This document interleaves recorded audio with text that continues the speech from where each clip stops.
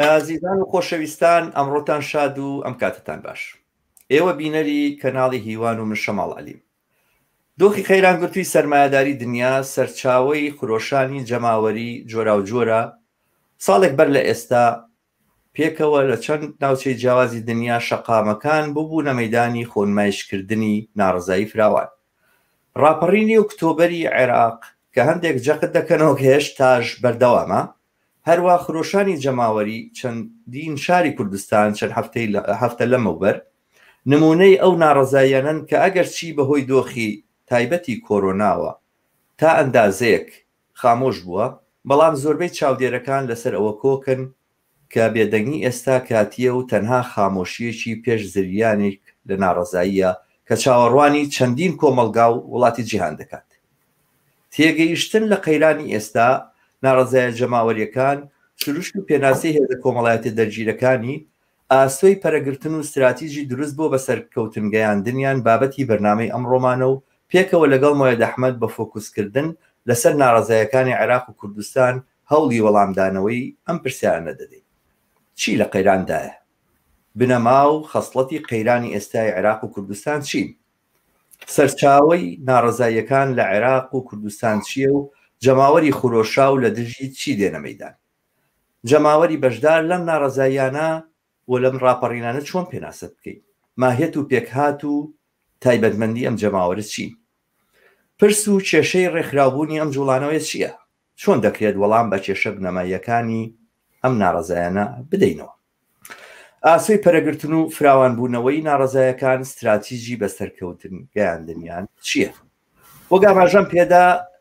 ئەم بەرنمەیە کە لە دوو بەشدا پێشکەشی ئێوەی دەکەین. مۆیەد ئەحمەدم لەگەڵا. مۆیەد ئەحمەد کەسایەتیەکی کۆمونیستی کوردستان و عێراق،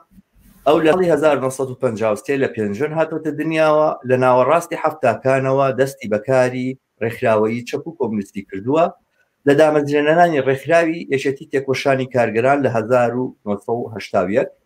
ڕوتی کۆمونیست لە 1984 حزبی کۆمونیستی کرێکاری عێراق لە 1993 هەروە ڕێکخراوی بەدیلی کۆمونیستی لە عێراق لە تەموزی 2010 و ئەو هەر ئێستا ئەندامی یەکێک لە ئەندامانی ناوەندی ڕێکخراوەکەیە. بەخێر هاتی تاوڕێبایەت. زۆر سپاس دەکەم، دەستخۆش هەڵێگە. چاکە بەر لەوەی بە بەرنامەکانمان دەست پێ بکەین وەم بەشە لە بەرنامەکەمان دەست پێ بکەین، ئازیزان بینەرانی تەلەڤیزیۆنەکەمان دووبارە بانگەوازەکەمەوە بۆ پەرەدان بەم کەناڵەمان بۆ گەیاندنی دەنگی بە ژمارەیەکی زۆرتر لە بینەران داواتان لێ یەکەم لەسەر یوتیوب کەناڵەکەمان ئیشتراک یاخود سبسکرایب بکەن و ئەتوانن زەنگەکەش لێدەن بۆی ئابدەیتتان پێ بگا و بە دۆست و ئاشنایانی خۆتانی بناسێنن. لە قەیران یاخود تێگەیشتنمان لە قەیرانەوە دەست پێەکەین. گەلێکن لایەن وایە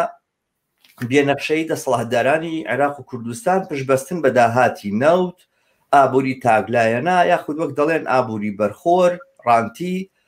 یان تەنانەت لەوەش سادەتر گەندەڵی دەسەڵاتدارانی عێراق و کوردستان و سیستەمی بنەماڵەی سەرچاوی ئەم قەیرانە. ڕایەوە چییە؟ خۆی ئەوانە هەمووی دیاردەشتی کەن، بە هەر حاڵ ئەوە سەرچاوی ئەم قەیرانە زۆر لەوە واوەترە و قوڵترە، ینی ئینسانە بپچێتەوە سەر ئەسڵی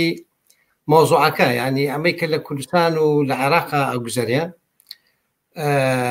ینی پێشەمو شتێ سیستمێکی ئابووری و کۆمەڵایەتیە و ینی دەسەڵاتێکی سیاسی چینێکی دیاری کراو کە ئەمانە نوێنەرەکانی قەومی و ئیسلامی و نیۆلیبرال و حیزبەکانیان و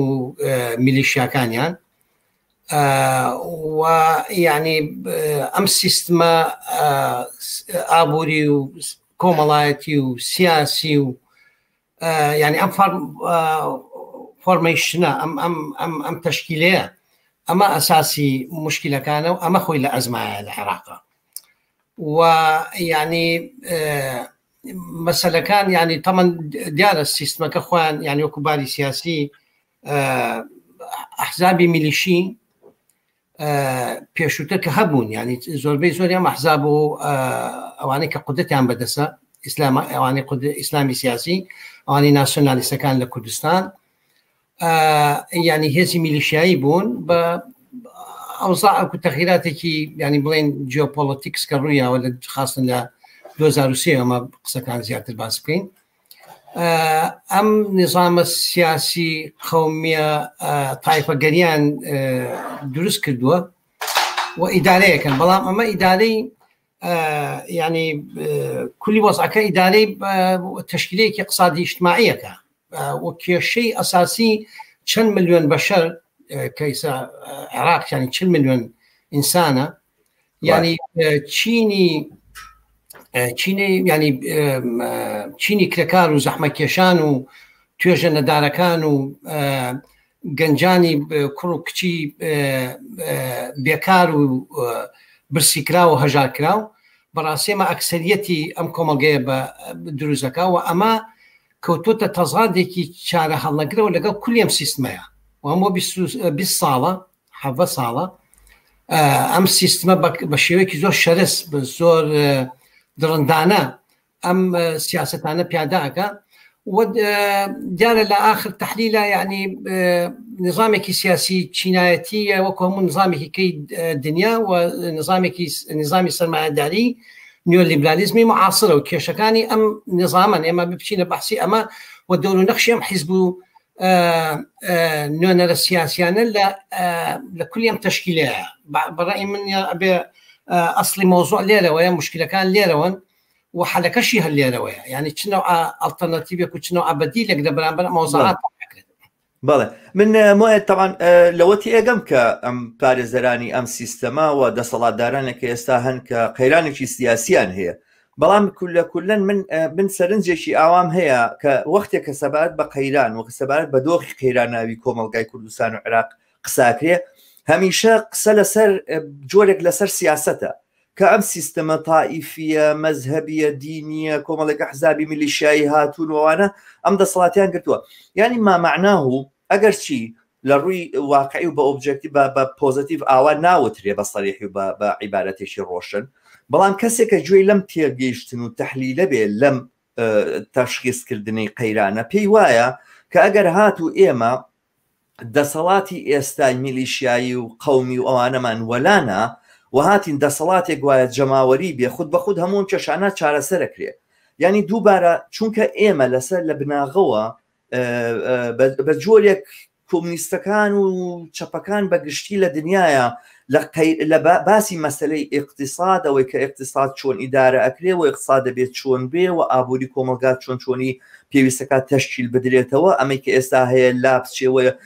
مۆدێلێکی تر لە بەڕێوەبردننی کۆمەلگا و بەڕێوەبردننی ئیقتصاد بە دەرەجە یەکەم نەک بەڕێوەبردننی سیاسی بەتەنها ئەمە بێتە پێشەوە بە جۆرە لە جۆرەکان ئێمە هەمیشە بووە هەستەکەی کە شێشەمان لەگەڵ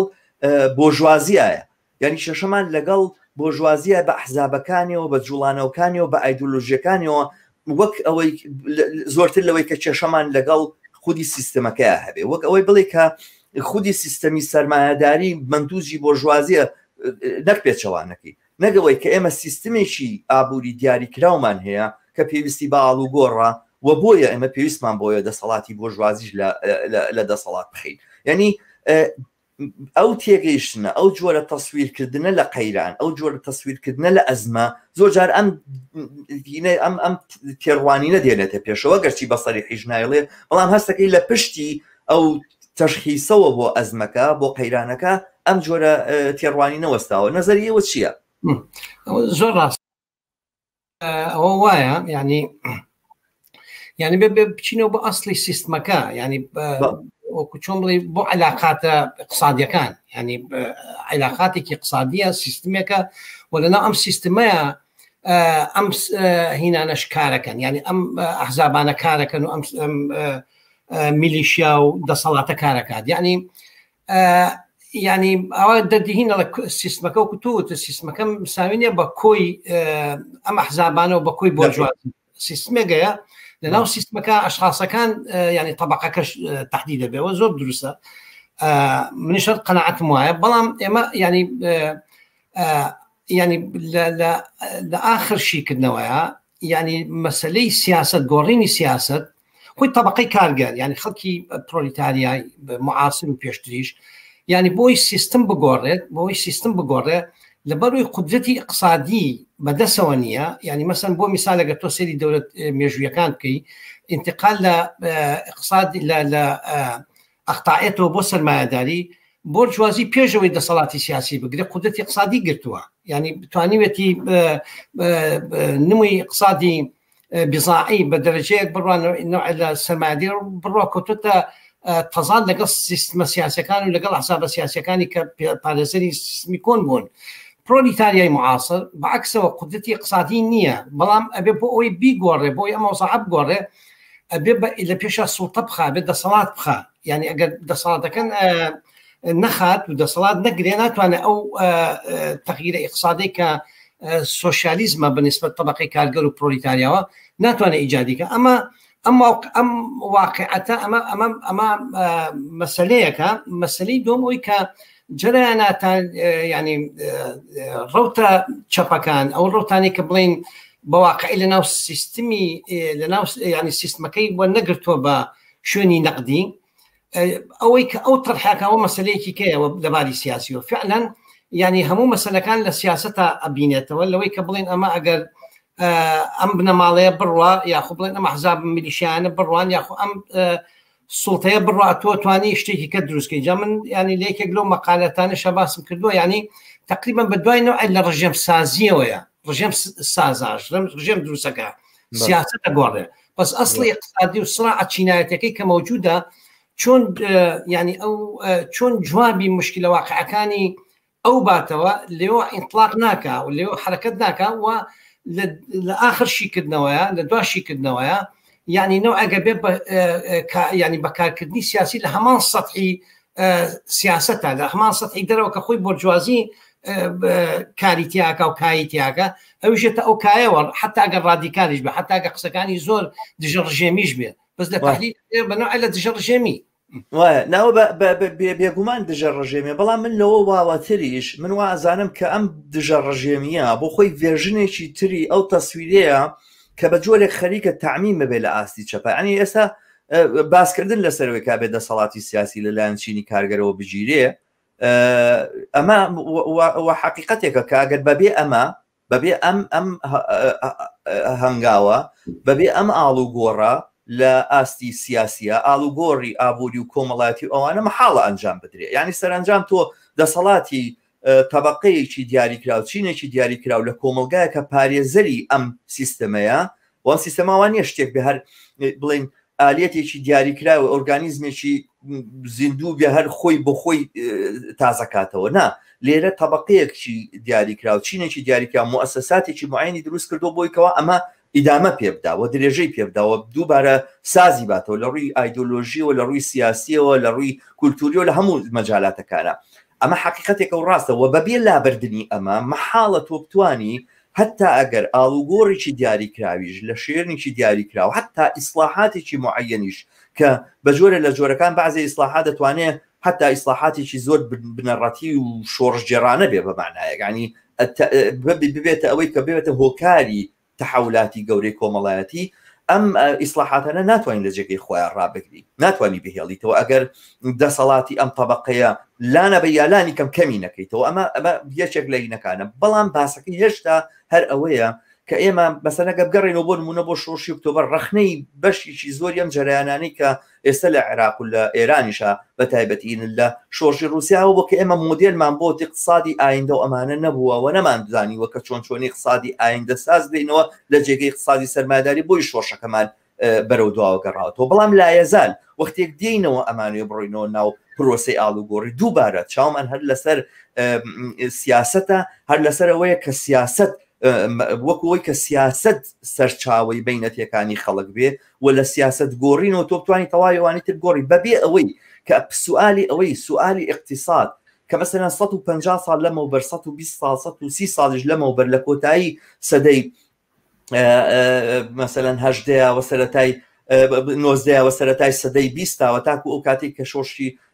ئۆکتۆبەریش کرا مەسلەیەکی زۆر گرنگ بوو ئەمە اقتصاددانی زۆر گەورەمان هەبوو لە جوڵانەوەکی خۆمانەوە ئەوانە بەڵام هەستەکەی کە ئێستا لە ئاسی دنیاە بەگشتیەوە بە تایبەتی لە منطقەی ئێمەیە زۆرتر ئەوەی کە توانێت تعریف بدا بە کۆمونیزم و بە سۆشیالیزم و بەوانە زۆرتر سیاسەتەکەیەتی بەڵێ من سیستمێکی شورایی دانێن کە جەماوەر ئەتوانن ئیرادە بکەن و بڕیاردەن و ئەوانە بەڵام اقتصادەکەی چیلیەکەی لە بەرامبەر نیۆلیبرالیزمێکا کە خەریکە خۆی لە قەیرانێکی گەورەیەوە لە سەردەمی داڕزینایە وەکو هەندێک لە توێژەرەکان ئەڵێن و لە بەرامبەر مۆدێلێکا لە سەرمایه‌داری دەوڵەتی کە بەسەر چووە ناتوانانی بیژێڕیتەوە ناتوانانی بینیتەوە ئێمە بەدیلمان چی ئەلتەرناتیومان چێ بۆ اقتصادی داهاتوو بۆ چۆنی بۆ نمونە لە عێراقا ئێمە اقتصادی عێراق چۆن تەنزیمەکەی نابێ بە سوال بۆ ئێمە بە دەلیلی ئەوەش نابێ بە سوال بۆ ئێمە کە چونکە ئەساسەن ئێمە خودی قەیرانەکە و کێشەکە لە ئابووریان نابینین من ئەمە تێڕوانیمە نازانم نەزەری ئێوە چییە من خۆی دەست خۆش بێ زۆر باشە ئەو مۆزوعێکی زۆر گرنگە بەڕاستی بەڵام منش خۆم قەناعەتم وایە بڕوام وایە یعنی ئەگەر ئوفقی یعنی ئاسۆی ئابووری زاڵ نەبێ بەسەر حرەکەی سۆشیالیستەکان و پرۆلیتاریای ئەم سەردەمەیە یعنی مستحیلە بە تەغییراتی سیاسی بتوانێت حتا ئیسلاحاتیش بکە یعنی ئیسلاحاتێکی جدی ملاحظەکە چۆن یعنی ئەکی تۆ خۆش دەزانی لینین قسەیەکی زۆر بە قووەتی هەیە ینی بازەکە ئەڵێ يعني اگر افقي سوشياليزم ظل نبي يعني افقي تحولي اقتصادي يعني سوشياليزم ظل نبي بس حركه بروليتاريا ويعني حتى اگر الثوره ببي دباشتي حالتها الثوره هذا بيبقى اصلاح يعني نتيجه كي اصلاح الدرجه بعد جاني اگر الثوره انهيارج نكا يعني نوع الرجعيه الفاشيزم يعني كنترول كاتو معنا بلان مرحله باشتي حالتي على بيبقى فعلا واجه يعني هاش حركة سياسي اجتماعي يعني أجل أم أفقي أبودية بس اللي أظل نبي كبزاني أوكو طبقة كان يعني أيوة شو تحولاتك اقتصادي بكا طبعا بالنسبة يعني سوشياليست كانوا بالنسبة كومونيست كانوا بحثي موضوعي سوشياليزم الترناتيفي سوشياليزم نكس اسماعيليتي دولة ديان سرمایه‌داری دولتيان هل شتێکی کە لە تەنظیمی اقتصادیان ئیسلاحاتی لەسەری ئەوەی کە یعنی بێم ئۆفقەزاڵ بێت یعنی حتا من لە بیرمە لە بەغا کە قسەمانە کرد یعنی من باسی ئەم فەرەزەن ئەم حرەکە شوراییەش بە قووەت بوو تواندا گەشە بسێنێت بەڵام لە تەحلیل ئەخیرە بزانێت تۆ اقتصاد چیەکەی بۆرژوازی نەوەستاوە بەڕاستی حەزەکەم ئەوە زۆر تەوزیح هەموو نقطەیە یعنی بۆرژوازی حتا لە عێراقا و لە کوردستانیشە بە هەموو گەندەڵیەکیانەوە بە هەموو میلیشیەتیەکیانەوە بهمو جرائم كانوا كيكن يعني طبعا قد وارد بينا شو كخليك اقتصاد بن استاج برو يعني سيدي هنا كان ياكل صالكاني هالبدايه 2004 او انا كدصلات كود دسيان حتى بيشتي ل بريمركا هاتو بخطيكي باكيجي جولي نيوليبراليزم وهاتو العراق وسياستنا دائما خليك يبنوا اخر شيء امريكا كيسا ورقي سبيان هنا وسعر دولار سعر دينار مكنه الى اخره يعني املا اجراءات برياري بسكولا قساجكي بيك برياري بسكولا لسطا 22 25 همو معاش وموتشي تواوي اواني كلكرتي دولتيه موتشا ورقرن تواوي اوان كم كردو بيك برياري شو روش وجمع القصة كم تشيء يعني ألم يعني مسألة اقتصادي بورجوازي خليكة يعني بورجوازي وكو سياسة شكلي حكمكي سياسيا يعني حتى ميليشياتكي حتى استبدادكي حتى ايديولوجيا قومي واسلامي وامانه همي لاخر تحليل وسائل بوي كوشتا اصليه بكا او مساله اقتصاديه بكا او علاقات اقتصاديه راجليه وسيستمي بورجوازي بري فعلا اشي كان ودائما مشغول امشن بلان للطرف مقابله بروليتاريا وكليكار وزحمكيش للعراق ولا كردستان ولا همو شويه كانوا ولا عهد نيوليبراليزم يعني براسي هیچ حرکتێکی سیاسی ناتوان لێ لەم ڕۆیە بڵێ شۆڕژگێڕە کە ئەم محتەوا اقتصادە دژی سەرمایه‌داری نەبێت یعنی ئێستا بە عەمەلیش مەیبینین هەم ئینتفاضەی ئۆکتۆبەر راپەڕینی ئۆکتۆبەر هەر ئەمەی کە لە کوردستانە ڕوویاوە یعنی خەسەتی دژە سەرمایه‌داری پێوەیە بە مۆزوعیەن ئۆبجەکتیڤلی یعنی بە شێوەیەکی ئۆبجەکتیڤ خاصەتی دژە سەرمایه‌داری پێوەیە دژی سیستمەکە دژی بێکاریە دژی هەژارکردنە دژی بێتەعلیمیە بێسیحەییە بێگوزەرانیە يعني همو أما سائلاني ك يعني سيستمك دروسيكا كابيتاليزم دروسيكا يعني أم اعتراضات أنا هم بري أمانة وأكرتو بي يعني أم حركات تمثيل كي وكو خوي وكو واقعي فعلا باتجاه بعض اقتصادي كابر اسوي اقتصادي ام حركه ورزقار بني نهائي بخيت بردم طبعا لم بروسيسها طبعا همو هنغاوي لاصلاحك بدس بيد باري اقتصادي وخلق لبيكاري مثلا يسبوا مثال زماني بطاله بمي بيكاري بسبينا بسر عراق وبسر كردستان زور كيش حلبه زور مسائل يعني حتى طبقك قدرتك كبدس يعني اقتصادي تحرري طبقي كارجر قدرتي كبدس يعني بحال من ما بس مشي فعلا يعني اقصي يعني ب يعني ببي يعني هنا بكين ببي ظالبوني افقي اقتصادي يعني سوشياليستي بمعنى الكلمه ناتواني ام حركات السياسيه اعتراض يعني كهي بلي حتى اتوانا من شورج جيرانا وكشم لي تعبيري لكم يقولين تواني بشكي جدي بلي دقيقا وامو بس ليرا يكن يقرا وستان بكين وامانه باسي بيمي بيكاري باسي ويك حقوقي خلشي فقير وهجار يا كارجر وزحمه شي كردستان وعراق وانا بباريزري ومشام بي بدري وبيمي بيكاري هبه يا مثلا حتى بقاتا ويك او طرحاني يو بي اي يعني هين يونيفرسال بيسك انكوم او ويك بڵێن لەم ماوانەیە دیعای بۆ کرێ کە هەموو کەسێک موچەیەکی دیاری کراوی پایی و ئەساسی هەبێتەوەوانە لەوە زیاتر کە کاری کرد بڕوا موچەی زۆرتر وەرگری ئەومانە ینی هەموو ئەمانە هێشتا بە معنایەک ئێمە ناتوانێت معنای ئەو سۆشیالیزمێک کە ئێمە مەبەستمانە یعنی باسەکە لەسەر چییە لەسەر گۆڕینی اقتصادە ئێمە وا ئەزانم نقطەیەک لەو نقطانەی کە ئێمە زۆر نەقیسەیە لە لامان وأما مجتمع بدقة هستي بيكا وبدقة أيزانية چونك واقعيت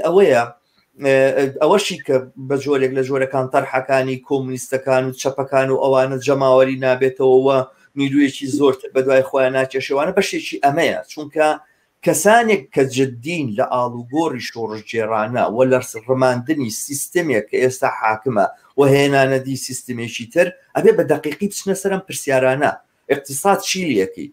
ئابووری نەوت چیلیەکەی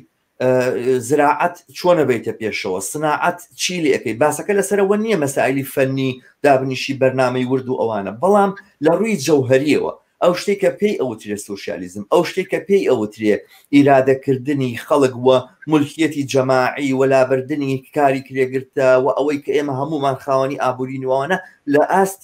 ئەرزی واقع کاتە چی و ئەم پرۆژەی چۆنچۆنی ئەچێتە ڕێوە کامەیە ئەو ئۆرگانانی کە ئێمە پێی لەسەردا ئەگرین یعنی ئەمە گەردە سەڵات گیرا لەلایەن چەپێک و کۆمونیستێکەوە لە عێراقایە لە کوردستانە لە ئایندە ئەوە چیەکە مۆدێلی سۆڤێت دێنێتەوە دەوڵەت ئەبێ بە خاوەنی هەموو شتێ یاخود ئەوەی کە مەسەلەن ئیسلاحاتی وردەوردە ئەکا مە بۆ نمونە مەسەلەن ئەوەی کە تەرحێکی ئاوا لەم بابەتانە کراوە کاتی خۆی پێما بە هەر مەسوول حکمت باسی کردووە بیزاعە بە دوای بیزاعە لە بازار بیکەرە دەرەوە و دواتر شتەکان کە بە مەجانی ئەوانە و کاری کرێگرتە لەم ڕێگایەوە بە شێوەیەکی تەدریجی لە بینبێت کام لەوانەیە کام لەم پرۆسیسەیەوە کام لەم پێشکەوتنانێک کە ئێمە ئەتوانین ئەنجامی بدەین و ئێمە بۆ ئەمە ئامادەین ئێمە ئەو ئۆرگانانەمان کە بۆ بەڕێوەبردننی اقتصاد پێویستە کە لە دەستی بۆ ژوازی بسێنینەوە بیخینە دەستی خەڵکەوە ئێمە ئەوانەمان ئامادە کردووە لە چ پرۆسەیەکە ئەمانە ئامادا بن بە بڕوای من ئەمانە سوالاتێکن ئێمە پێویستمان بەوەی لە خۆمانی بکەین دیارە من ئەم بەرنامەیە ئێمە کە دامانناوە بۆ خۆم شخصەن بڕوان بەوە هەیە کە ئێمە زۆرتر بە شوێنەوە بین پرسیارەکان شەفاف بکەینەوە تا ئەوی وەڵام بدەینەوە بەڵام من پێم خۆشە ئەگەر تۆ ئەتا بڵین سەرەتایەکیش لە وەڵامت بۆ ئەم پرسیارانە هەبێ پێم خۆشە بە بینەرانی ئەم و بە منی بڵێ دەست خۆش زۆر باشە ئەزانین خۆی پێشەوەی کە بڵین باسی تەمان ئێمە ئەکید ینی مۆسوعی زمانی بەتاڵە ئەمانە نییە ئەمانە بەشێکن لە ینی ئیسلاحات لە ئاخر شیکردنەوەیە بەڵام ئەوەی کە مهمە ئاڵوگۆڕی شۆڕژگەرانەی ئابووریە ینی شۆڕژگەرانە علاقاتی اقتصادی بگۆڕی علاقاتی ئینتاجی سرمایه‌داری بگۆڕی ینی کورت و مختصر ینی ئەمە جەوهەری مەسەلەکەیە طبعا سۆشیالیزم لەم عهدەیە يعني تو بحسابي اوكي يعني مثلا مقارنه بزماني لینین ینی 100 سال لەمەوبەر باشە ینی فەرقێکی زۆر گەورەی کردووە تەتەوری اقتصادی هائیلە لە عالەمە تەتەوری تەکنۆلۆژی زۆر هائیلە باواری ینی بڵێن ئینتاجەتی عمل ینی لە ئاخر پلایەتی ئەتا من بڵێن زۆر جار هینەکەم بعضی قیاسات هەیە بۆ ئینتاجەتی عمل حتا لە وڵاتی کوێکو عێراقە مەسەلەی کارەبا ئینتاجی کارەبا ینی جانان قیاسی يعني إنتاجية عمل هيني بقياسي كهرباء لزماني لينينا لا يكيك لمشروع كان أنا بس يعني لا دام زادني 8 ميجا وات لكهرباء كردوها يعني يكون مشروع كي زوز وجورة كبرون بناو بناء اشتراكات يسا 20,000 ميجا كهرباء العراق إنتاجها كرو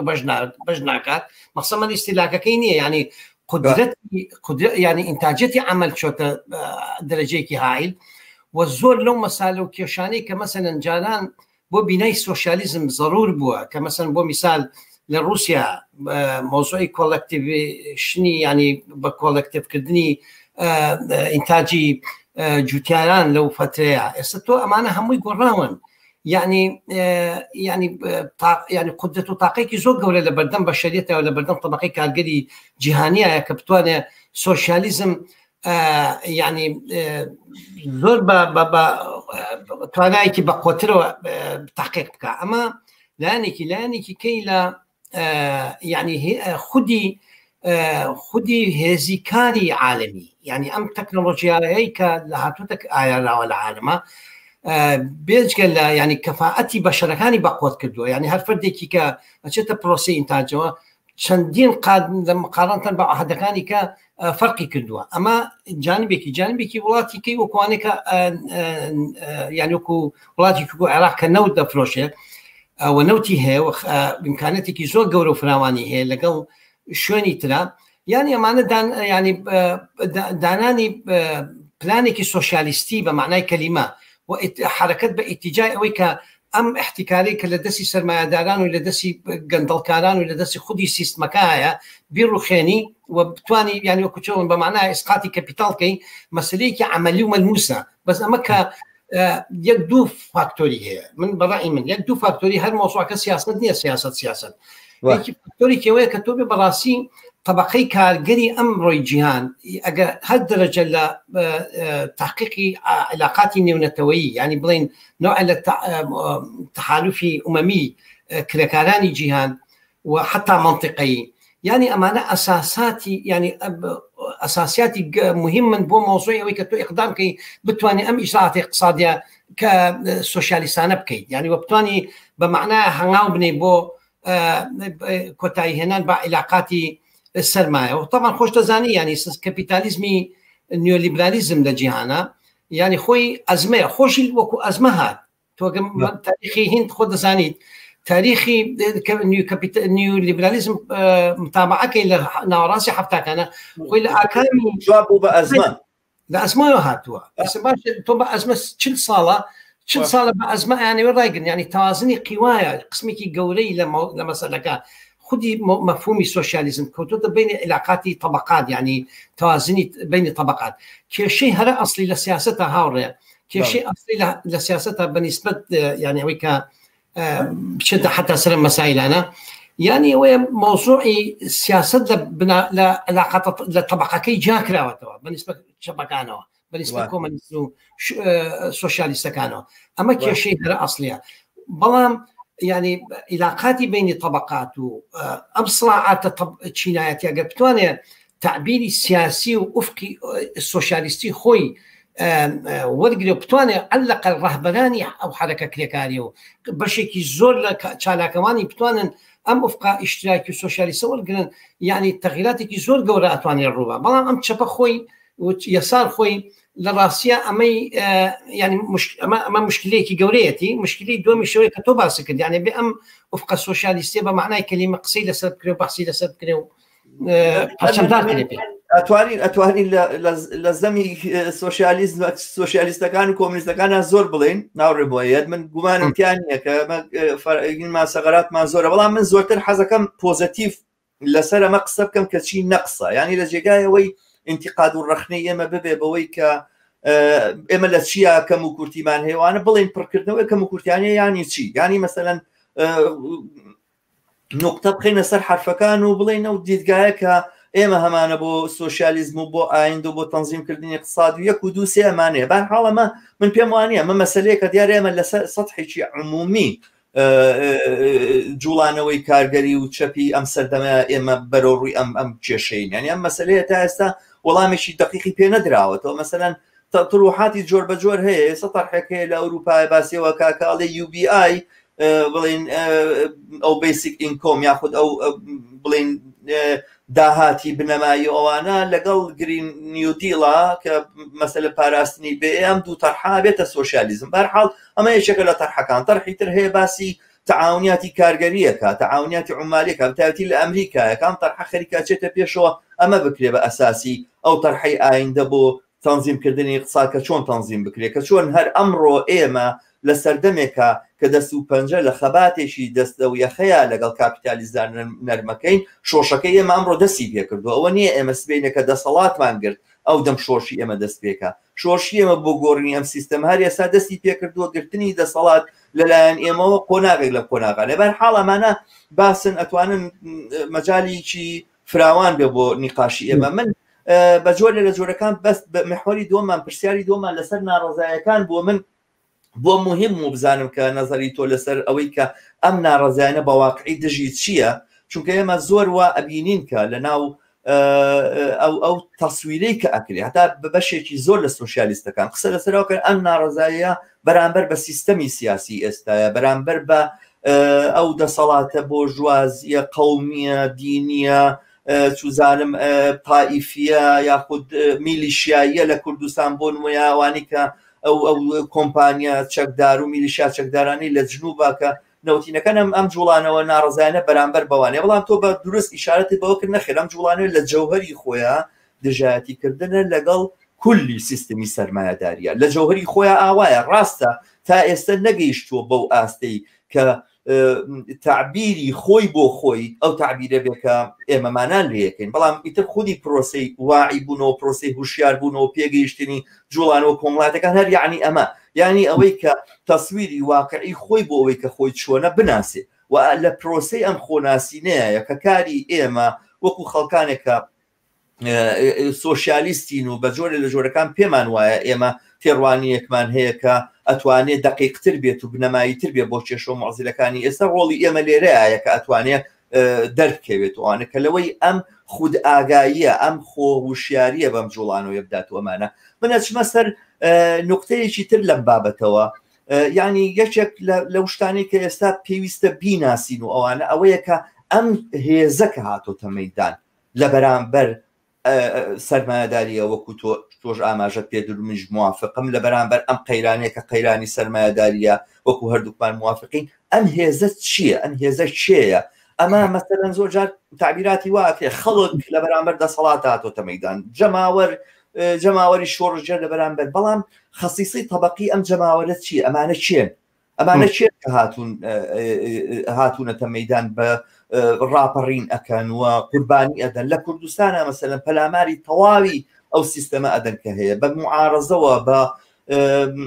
ئەوانەی لە حکمان بەو ئەحزابانەوە بەو دامەزراوەی دروستیان کردووە بە هەموو ئەوانەشەوە کە گوایە خۆیان بەلایەنگری جەماوەرزان لە دژی هەمویانەوەستێتەوە ئەمانە چێن ئەم هێزە چێە ئەم هێزە طبقاتیە چییە لەو بابەتەوە تەسویری ئێوە چییە هاوڕێ وایە دەست خۆش زۆر باشە بەڕای من ینی پێشەوەی کە سێری ئەم زاهیرەیە بکەن یەکەم ئەم بێوەکو شتێکی تاریخی مێژووی ئەم عەسرە سەیریکەین ینی ئەم ڕاپەڕین و خۆ پیشاندانانەی کە ڕۆیە ینی تەمان ینی وەکو هەمومان نەزانین لە بیدایەتەکەی لە میسر و تونس کە ینی ئەو حرەکەتە ئیجتیماعیە گەورەیە ڕوویە و تقریبا پاش سێ دێ لە تەطبیقکردنی نیۆلیبرالیزم و سیستمی کەپیتالیزمی نیۆلیبرالیزم لە وڵاتانە بەڕاستی ئاکامی ئەو حرەکەتە یا بەدەستەوە ینی ئەمانش کە لە عێراق و کوردستان و لوبنان و ئێران و ئەمانە هەمووی ڕوئە بە جۆرێک ینی تعبیرە لەو ینی لەم دەورە تاریخیە ینی شتێکی ینی بێت ئەم زاهیرەیە وەکو تاریخ لە چه عەهدێکا ڕوایە ینی دیاردەی ئەم دەورانە تاریخیەیە و ئەم دەورانە تاریخیەش بە معنای وشە بە معنای وشە یعنی اعتراضاتێکی ئیجتیماعی فراوانە بەڕووی کەپیتالیزمی نیولیبرالیزمەکە لەم وڵاتانە تەطبیق بۆ چەند دەیە و لە هەمان کاتە ینی ئێمە ینی تۆ گەن ملاحەزە بکەی ینی خودی ئەم حرەکاتانە ینی توانی ئەنزیمە بخە ینی مەسن ڕژێمی خز لە ڕووس لە میسر ڕژێمی خز لە تونس واتوانم بڵێم ینی کارکتەری هەچی ئەو شقاڵ بە کۆداری کە سیستمی سیاسی و علاقاتی طبقات پێشتر وەکو چۆن بڵێ خوی پێوە گرتبوو یاخۆ بڵێن قەید کرابوو لەو ئێتارەیە هەمووی تێکشکان ینی هینەکان گۆڕان وەکو چۆن بڵێ ئەو سیستمانە هیچی نەیتوانێت قسمێکی تەمان بوو بە مۆزوعی حەبی ئەهلی و ئەو مەشاکلانێکە وەکو لە سووریا ئەوانە و باسێکی تر من ناچمە سەر ئەو مەسەلەیان بەسەوەی کە مهمە ئەم دیاردەیە وەکو شتێکی تاریخی بناسین دووهەم ئەبێ وەکو پێشتریش باسم کرد جەنبەی چینایەتی ئەم حرەکەتانە ینی قسم ینی خەت هینی ئەوەڵ ئەوەیە کە ظاهیرەکە بناچین کە ئەمە اعتراضاتی يعني حتى ئەم ینی توێژەکانی پرۆلیتاریایە ئیسە تۆ ئەگەر ملاحەزە بکەی بەشێکی زۆر لە گەنجان بێکارن بەشێکی زۆر لە خەڵک کە کرێکارێکە پریکەرێ زۆر ینی ئیشی ناجێگیرەکە موەقەتەکە باشە قسمێکی زۆر ئەمانەی کە لەم ئێسڵا بۆ مزاهراتانە لە بەغا زۆر بەوازحی بندن لە کوردستانە زۆر بەوازحی من لە لوبنان عینە شت خەڵکێکن کە ینی کرێکاری ڕۆژانە کرێکارێکن کە ینی فئاتێکی پرۆلیتاری واسەعن کە بەرهەمی ئەم کەپیتالیزمە و ئەم سیستمەیە ئەم ینی ئەوەی کە حرەکەتەکەکە ئەوەی کە ئەسڵەن شەڕەکە ئەکە ئەوەی کە پێشڕەوە عملیەن ئەم فئاتانن وحتى گەنجەکان کە ینی تقریبا بە هینەڵێن 800 کەس بەڵام زیاتر لە 1000 کەس لە عێراقا کوژراوە ینی تۆ تەسەوری کە ینی معنەکەیەکی سیاسی زۆر گەورە ینی کە پرۆلیتاریای عێراق ئەم شەڕی کردووە گەنجەکان کە نان و ئاویان نەبووە هەزارها جار بیستومانەکە 1000 دینار لە گیفانیان نەبووە کە کوژراوە باشە ینی خەڵکێکی هەژارکرا و بێکارکرا و ینی پاراوێزخرا و لە نەتیجێ ئەم سیستمە و بەڵام ئەم کە هاتۆتە پێشەوە لە هەمان کاتە سیرەکەی کولی طبقەی کرێکار و کولی ئەوەشی کە ئیژەکە پاڵپشتی معنەوی ئەم حرەکەتەیە و کولی ینی زۆربەی زۆری فئاتەکانی طبقەی کارگەر پاڵپشتی ئەم حرەکەتێکە حتا خۆشی نهاتبێتە پێشەوە ینی مەخسەم چۆنە ئەم تەرکیبە طبقایەتی ئەم حرەکەیە يعني لهمو شوێنێکە خۆی نیشانە حتا ئەقدامە سیاسیەکانیشی هەر مۆرکی ئەو جەنمە چینایەتی پێوەیە تۆ ملاحەزەکە لە کوردستانە لە شەو ڕۆژێکە سیرەکەی هجوومەکەتە سەر هەموو ئەحزابی معارەزە خاصەتی ئەو خاصێتە چینایەتی دە هیچ ڕەبتێکی بەم ئەحزابانەوە نەماوە بە دەسەڵاتەوە نەماوە بە ئۆپۆزیسیۆنەوە نەماوە بە بۆرژوازیەوە نەماوە من خاڵێکی زۆر گرنگت باس کرد من زۆرم پێ خۆش و کاتیتە سەر ئەم خاڵە بە تایبەتی لە یەکێک لە جوملەکانە ناوێکت هێنا نای پریکاریەت کە ئەمە ئێستا تقریبا بۆتە مستەلاحێک بۆ لێکدانەوەی بازاڕی کاری ئەم سەردەمە و چینی کارگەری ئەم سەردەمە ئەوانە کە مثلا کەسێکی وەکو گەیستاندینگە لای ئێوە لە بەریتانیا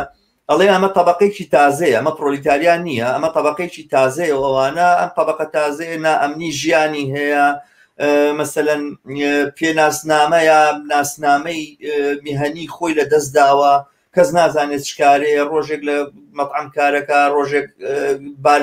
بار هەڵگرە ڕۆژێک شت ئەفرۆشێ ڕۆژێ لەسەر تەلەفۆن شت ساغەکاتەوە ڕۆژێک بە شوێن کاریشی ترەوەی ئەوانە ناجێگیرە لە ڕووی کۆمەڵایەتیەوە لە ڕووی ئینەوە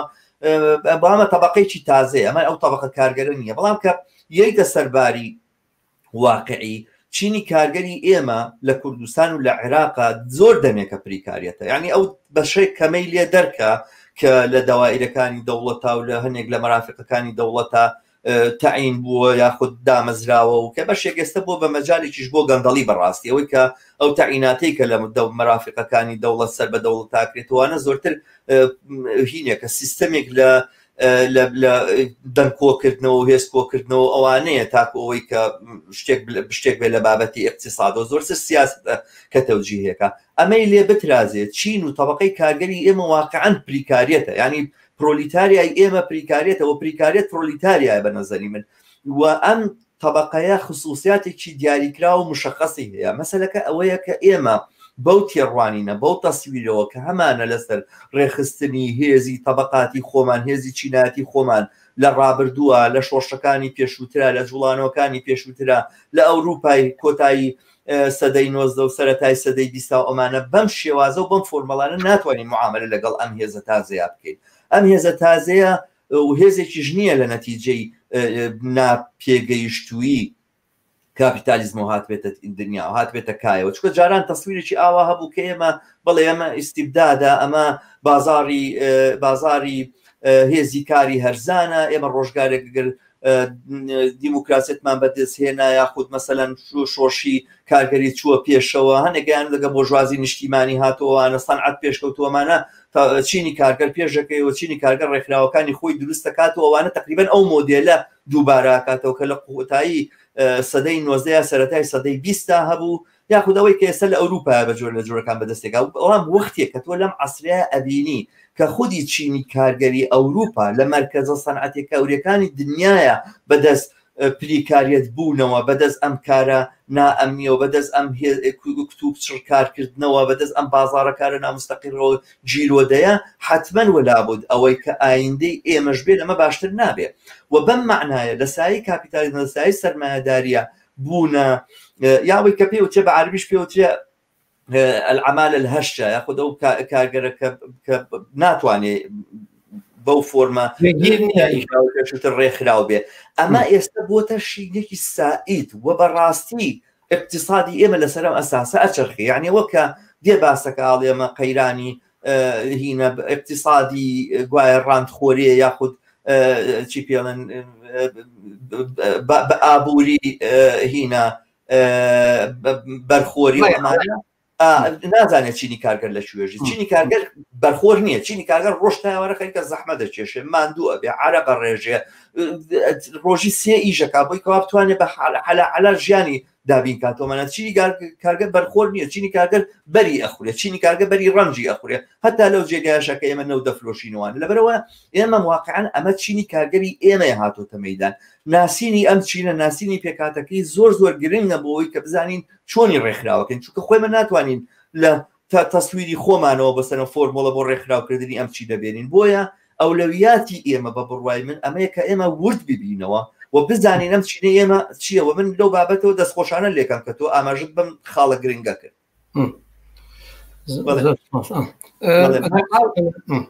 بەڵێ بەرحاڵ باسەکە لەسەر ئەوەیە زين شلون يعني يك طبعا لو قصيه هيك بلين يسكب يعني تشيني كارجر يعني او تشيني لا صناعه شغله صناعي سقي لو لقسمي صناعه بمعنى كلمه اما ام قسمي يسكما العالم اجرهيني كله بيني لصاهج دبر صاب بسوسير بجوري مناطق وانانيا نسبتك الاوايا بلام قسمك اساسي اما استنتاجي وكاك دوري طبقي كارجر نماوه وحتى السوشياليزم وارتباطي بموضوع طبقي كالجروا أخاطر شيء برسيانوا بلام لواقع ويكل لصاب بيستوسي كالجري جهان كلاني جهان لقسمي صناعي جوريا كاركن أو خوي بحد ذاته خوي دليلي أويك سرمایه‌داری زور شو تبيشيا وإنتاجيتي عمل زور هائل بوا وأم طبق يعني في عادكاني كي طبقي كارجر كخاتل لو كأم كانت طاقة بروكيني بس لا أقول خياني أم بناجيكي لكارا بدروسك كاري موقتيات حياتي مسوقرنيا كاري مسوقرنيا أما أنا هموي يعني سيستميكا بشك بيكوا يعني كوقت تو باسي سوشياليزم كيد أجر باسي سوشياليزم لا أنا نبي أجر كسيك بدواي موضوع السوشياليزم وغورانكاري شۆڕژگێڕانەی ئابوووریەوە نەبێ یعنی پێویستی بە طبقەی کارگر و حتا پێویستی فیاتەکانی نیوە توانێت هینێک بکاو چۆن بڵێ اختیارێتێکێ بێت لە کاری سیاسی خۆیان تەمان بۆ بۆرژوازیەوە بەعکسەوە ینی هەرنەیە لە طبقەی کارگر ئەسڵەن دەنگیشی هەبێ و بە هەزار یەک شێوەیە ئەم شتە لە بیری بەشەریەت بێتەوە بەڵام بەهەرحاڵ یعنی من مەقسەم چییە يعني أم تطور يعني أم جولان كارير تركيبي طبقي كارجرا بعكسوا يعني ضرورەتی سۆشیالیزمی زیاتر کردووە و لە هەمان قدرەتی اقتصادی طبقەی کارگەری بەقوەتر کردووە لە عالەما ئیجتیماعی بەقوەتر کردووە لە عالەما اینجا ئەم مەسەلەیە ئەبێ يعني حتى لە عێراقا زۆر کەس يعني زۆر لەو مثقفین و هین من حتى تووشی وەکو چۆن جەدەلێ بووم لەگەڵێک یاڵە طبقەی پرۆلێتاریا لە عێراقان نیە و ئەوە نییە و نازانم ڕێنتەوە يعني نازانی چۆن کابرا قسەی لەگەڵا بکە يعني بەشێک لەوانە کە خۆیان بە تیوریسیێنی ئەم جوڵانەوەی کۆمونیزمی کارگەریە زانی بۆ نمونە باسی وەکەن کە ئەوروپا کارگەریتیان نەماوە کارگەری سەنعەتی ئەوروپا هەمووی چۆ بۆ چاینا چۆ بۆ سین لەبەرەوە شۆشی سۆشیالیستی لە ئەوروپا ناکرێ ئەم تەسویرانە هەیە یعنی زانی چۆنە خۆی هەردوو لایەنەکەیەتی بەشێک ئەوانەی کە ئەیانەوێت کە سەرمایەداری بمێنێتەوە بڵێن سۆشیالیزم ئەسڵەن خەیاڵە و دوێت دێن باسی ئەماکەن کە ئەخوا چینی کارگەری چی خۆ مارکس باسی ئەم چینی کارگەری نەکردو باسی چینی کارگەریش کردو لەسەر سەنعەتا کاری کردو ئەوانە هەر وجودی نەماوە لەبەر سۆشیالیزم هەر بەدینە بەشێکی کەش ئەوانەی کە خۆیان بەلایەنگەری چینی کارگەرە زانن بەم تەسویرە نادروستەوە کە بڵێ چینی کارگەری سەنعەتیە کە سەرنجام مانەگرێ ڕۆژە لە ڕۆژان سیستەمەکە لەبەی لە ڕائەگرێت و ئەوانەوە ئەوە توانێت کە ئەم سۆشیالیزمە بیناکاتەوە ئەوانە هەردوو لا متتەفقن لەسەرەوەی کە بە جۆرێک ئەم کارە ئیتر ناکرێ ئێستا یعنی ئەوانەی کە لایەنگەری چینی کارگەرن ئەوە ئەوانەشی کە دوژمناتی چینی کارگەرەکان هەردووچان بە جۆرە لە جۆرەکان اتفاقیان کردو کە ئێستام وەزع گۆڕاو ئەمە ناکرێ بەڵام من بە پێچەوانە وای ئەبینم کە ئێمە ئەساسەن بۆ ئەوە کە قسە لەسەر گۆڕینی کاپیتالیزم بکەین باز لە چینی کارگەرێکە کە ئەمڕۆ کاپیتالیزمی چەوسێنێتەوە باز لە چینی کارگەرێکە کە ئەمڕۆ مەزدەری دووبارە بەرهەمهاتنەوەی ئەم سیستەمەیە و ئەمەیە ئەتوانێت ئەم سیستەمە بگۆڕێ جاوە لە معمەلا کارەکە کارگەری سەنعەتیە یا کارگەری بە هەر ڕۆژەی لە جێگایەکە و پریکارێتەیە کە باسمان کرد یاری ئەو کە ئەمالە موقەتەیە کە باسمان کردو ئەوانە ئەمە ئەو هێزی ئاڵ و گۆڕەیە ئەمە ئەتوانێت ئاڵ و گۆڕ دروستکە بەڵام لە 150 ساڵ لەمەوبەر نیقاباتی دروستەکەی اتحادی دروستەکەی ئێستا ئەمانەی بۆ ناکرێت چکام ئامرازی تر لە ڕێکخراوبوون لە ئارایە کە بتوانێت دەستی بۆ بەرێ بەرحەڵام باسا توانین لە بەشی دووەمە درێژە پێ بدەین هاوڕێ بۆ ئێدمن داوای یارمەتی لێکم کام بەشە کۆتایی پێبێنین بۆی بەرنامەکە زیاد لە پێویست درێژ نەبێتەوە و بینەران بتوانن دواتر بیبینن ئازیزان و خۆشەویستان لێرە بەشی یەکەمی ئەم بەرنامەیەمان کۆتایی دێ لە بەشی دووەمە لەگەڵ هاوڕێم وێدا بەیەوەی ئازیزەکەینەوە بۆ درێژەدان بەم گفتوگۆیە کە بەلای منەوە زۆر بەسوود و سەرنجڕاکێشە و مێدەوارم ئێوە شەروای ببینن تا بە یەکگەشتنەوەیکی تر ئەم کاتتان و هەم کاتێکتان باش.